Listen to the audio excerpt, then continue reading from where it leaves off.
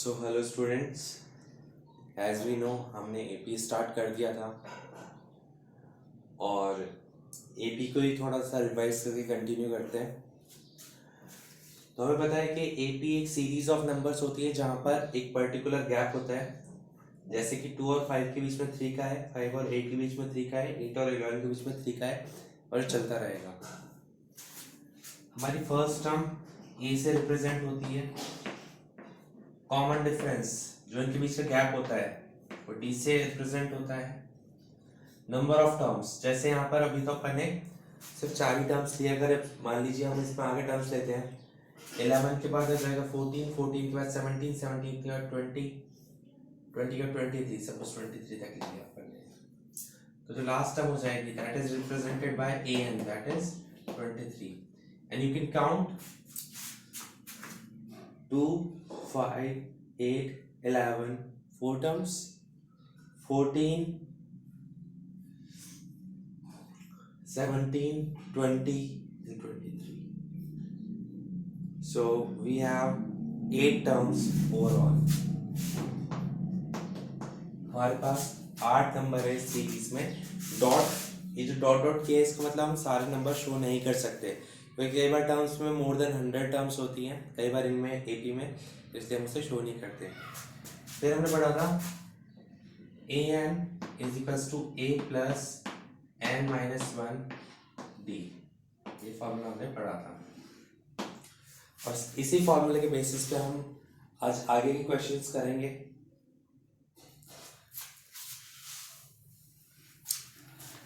सबसे पहली बात तो ये जो आपकी बुक आने वाली है वो बुक एनसीईआरटी यूज होगी इस बार, ठीक है। और एनसीईआरटी अगर आप खरीदना ना चाहें अभी तो मैं आपको उसका लिंक या फिर पीडीएफ अभी भेज दूंगा और हम उसी के अकॉर्डिंग पढ़ाई करेंगे, ठीक है।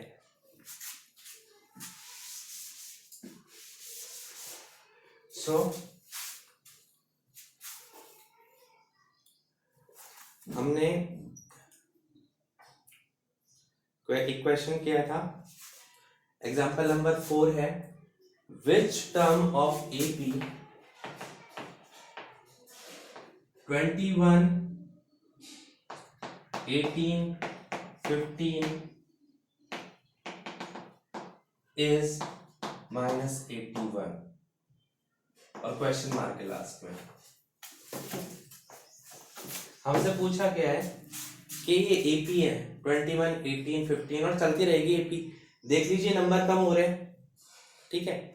तो कौन सी टर्म इसकी -81 है, विच टर्म, ठीक है।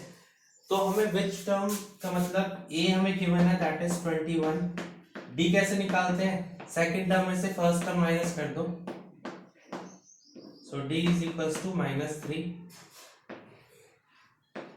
हमें ये जो चीज गिवन है, ये गिवन है, it is your last term. और मैंने बताया था आपको पहले भी, पता कैसे चलता है लास्ट टर्म में, कई बार क्या होता है बच्चे कंफ्यूज हो जाते हैं कि एन गिवन है कि ए एन गिवन है। विच, व्हाट, हाउ मेनी, इज, और ऐसा कोई भी वर्ड जो क्वेश्चन को रिप्रेजेंट करता हो, हम किसी से क्वेश्चन पूछते हैं ना, या how did you do that, how, why, मतलब ऐसा कुछ करते हैं ना, हाउ, व्हाट। तो जब भी इस क्वेश्चन में आए और लास्ट में क्वेश्चन मार्क लग जाए, दैट मीन्स हमें ए एन गिवन है और हमसे एन पूछा गया है, नंबर ऑफ टर्म्स पूछी गई हैं, ठीक है। तो इसका तरीका बहुत सिंपल सा है, यहाँ पर A plus N minus 1 D is equals to -81। A की वैल्यू रखिए 21 plus N minus 1, what is your D, -3 is equals to -81। So n minus 1 is equals to -81।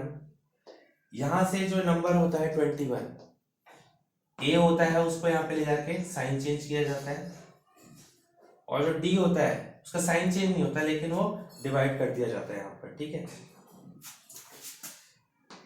n minus 1 is equals to -102 upon 3, -3 sorry, minus से minus cancel, so we have n minus 1 is equals to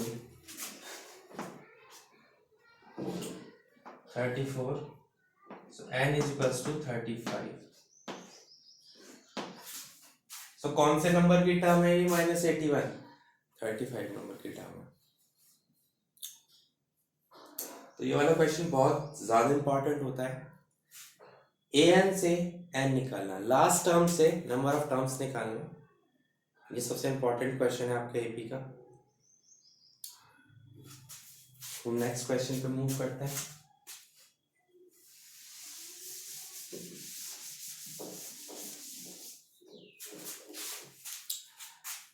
example number 6, check whether 301 is a term of list of the numbers. Example 6, 5, 11, 17, 23 and so on।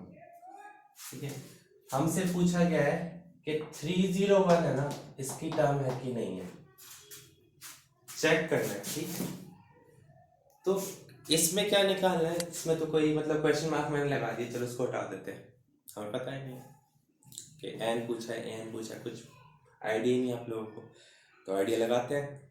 देखिए AP चल रही है ना, 5, 11, 17। देखिए आप इसमें 6 जोड़ा तो 11 आया, इसमें 6 जोड़ा तो ये आया, इसमें 6 जोड़ा तो 23 आया। 23 में 6 जोड़ेंगे तो कितना आएगा, 29 आएगा। 29 में 6 जोड़ दीजिए तो 35 आएगा। तो हम कह सकते हैं ये जो एपी चल रही है इसमें अगर हम 6 जोड़ते जाए तो अगला नंबर आ जाएगा। तो मेरे से तो पूछता है क्या 29 में इस सीरीज का पार्ट है? हमने पता लगा लिया इसमें 6 जोड़कर। फिर हमसे पूछा जाएगा 35 इस सीरीज का पार्ट है? हाँ, 35 भी सीरीज का पार्ट है। कैसे? 29 में 6 जोड़ दो। लेकिन 301 इस सीरीज का पार्ट है कि नहीं, कैसे पता चलेगा? 301 तो बहुत बड़ा नंबर है ना, कैसे पता चलेगा? तो इस पर थोड़ा सा दिमाग लगाते हैं। जैसे 29 था तो 1, 2, 3, 4 5th नंबर का वो था, मतलब 5th टर्म थी अपनी। तो अपन है ना नंबर ऑफ टर्म्स ही निकालते, जैसे अपन ने पिछला सवाल किया था सेम टू सेम वैसे ही करेंगे। कुल मिला के जिसमें हमें चेक करना होता है कि इसकी टर्म है कि नहीं, वहां पर भी हम इसको an मानेंगे और उससे n निकालेंगे। ठीक है, करते हैं। What is your a? 5, first term 5 है। d कितना है? 11 minus 5, so d is equals to 6। ठीक है, so an is equals to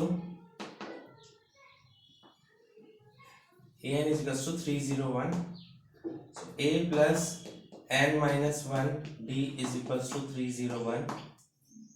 ठीक है, so what is your a? 5 plus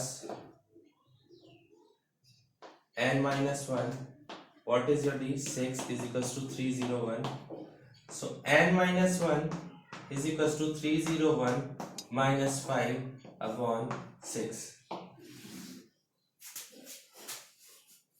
n minus 1 is equals to 301 में से 5 माइनस करिए, 296 upon 6।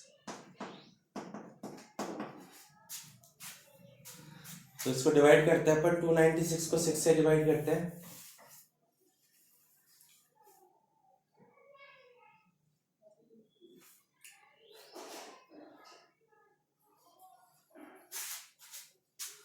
देखिए इसके लिए आपको थोड़ा रेफरेंस देता हूँ मैं। 296 को 6 से 6 4 से 24,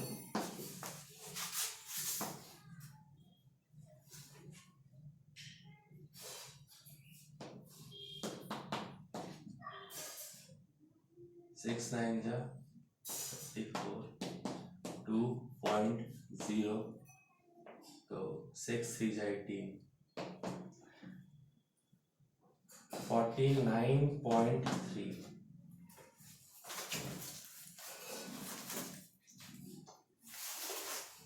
ठीक है, 49.3 आ गया। अब n-1 होता है अपना, हमें पता है लास्ट में अपन क्या करते हैं, जो भी आंसर आता है उसमें +1 कर देते हैं। तो यहाँ पे +1 कर दीजिए। 49 में एक जोड़िए 50.3, ये आ गया। तो अब ये हमारी टर्म है कि नहीं है, कैसे पता चलेगा? Since n is not a natural number, therefore 301 is not a term of AP। देखिए, कहने का मतलब ये होता है कि हमें पता लगाना होता है कि एपी का पार्ट है कि नहीं है। ठीक है, तो ये एपी का पार्ट नहीं है। कैसे? जैसे मान लो मैं बोलता हूँ कि 5 आता, तो हम बोल सकते हैं कि हाँ 5 नंबर, ये 5th टर्म है, ये 6th टर्म है, ये 7th टर्म है, ये 8th टर्म है, 9th टर्म है। लेकिन इसमें कितना है? 50.3। मतलब क्या किसी लाइन में मैं बोल सकता हूँ, कुछ लोग खड़े हैं, मैं बोलूँ कि इस नाम का लड़का कौन से नंबर पे खड़ा है, तो आप बोलोगे सर 15.3 पे खड़ा है, 16.3 पे खड़ा है। अरे बोलो, या तो 16 पे खड़ा है फिर 17 पे खड़ा है। 50.3 क्या होता है? मतलब ये जो आंसर है हमारा पॉइंट्स में आया ना, एन की वैल्यू, एन की वैल्यू कभी भी पॉइंट्स में नहीं हो सकती। अगर पॉइंट्स में आ रही है दैट मीन्स ये एपी का पार्ट नहीं है। ठीक है, जैसे कि हमें 5 और 11 है, 5 और 11 के बीच के सारे नंबर एपी के पार्ट नहीं होंगे। ठीक है, तो ये हमारा केस है।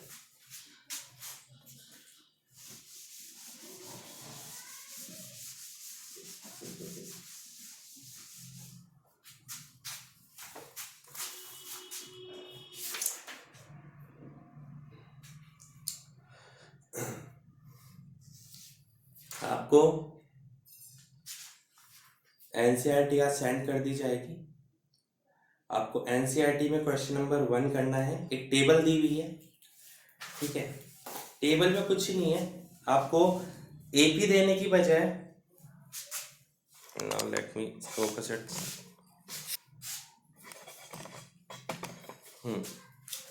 आपको क्वेश्चन नंबर फर्स्ट में एपी देने की बजाय उन्होंने ए, डी, एन और ए एन की वैल्यूज दी हैं। ठीक है, और मैंने आपको बता रखा है ए की वैल्यू और डी की वैल्यू हमेशा गिवन होती है। ठीक है, एन और ए एन में से कुछ ना कुछ मिसिंग होता है। ठीक है, वो आपको निकालना पड़ेगा। और इनमें कई चीज़ों में तो ए और डी भी मिसिंग है। तो पहले तो आप वाले क्वेश्चंस करेंगे जिसमें एन या फिर ए एन मिसिंग है। ठीक है, उसके बाद आप ए और डी वाले भी करेंगे, वो आपको थोड़े डिफिकल्ट लग सकते हैं, तो भी ट्राई करना एक बार। तो और अगर कोई क्वेश्चन नहीं आता तो कल अपन क्लास में डिस्कस कर लेंगे। After that question number first के बाद question number second and question number third, ये 3 क्वेश्चन आपको एबी से रिलेटेड करने हैं। मैं आज भेज दूंगा। और आपको कुछ बताना चाहूँगा, ये जो क्वेश्चन हैं ये एबी के बेसिक्स पर है। अभी इसमें फर्स्ट क्वेश्चन के अलावा किसी में भी फॉर्मूला नहीं लग रहा है a+n-1d, तो वो आप देख लीजिएगा। बाकी